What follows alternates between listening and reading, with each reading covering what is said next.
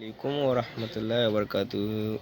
Yawana abokaina, yau na zo muku da wani abu ne wanda zan ce da yawancin mutane sun san da shi, amma wanda ba su san da shi ba sun kafe yawa gaskiya a duniya.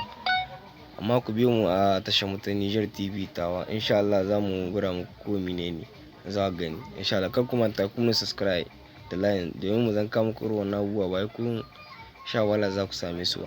Insha Allah abinda yau muka zo muku da shi shine ta yadda za ka iya ka rufe mutum bisa WhatsApp ko ba ka iya da aiki da WhatsApp ba. In kana so za ka iya fara inda kake WhatsApp da mutum hakan ga za ka iya sa mai code. Kamar yanzu irin hakan ga ina wata magana shi da ban so wani yana ɗauka salata ya shiga, zai rufe shi ɗai wadda mutum ya shiga in ba ni ne ba zai iya shiga har yayi saurari abinda mun kawo. Ku biyo mu insha Allah ku mun subscribe Niger TV tawa, insha Allah za ku ga komai. Farko dai in ka shiga nan za ka shiga nan ba wani wuya gare shi ba, inda mutum ya kalli bidiyo a ƙarshe gaskiya zai gane komai.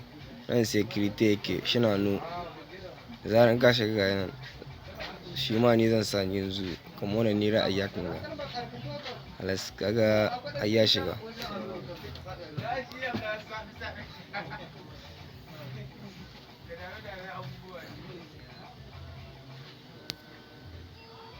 Ko na fita da cikin WhatsApp in ma na dawo zan shiga haka ne dai wannan dole sai na fidda zan shiga, kuma ina son na fidda shi duka ne in ba na buƙatar in samu shi zan shiga cikin file in nasa,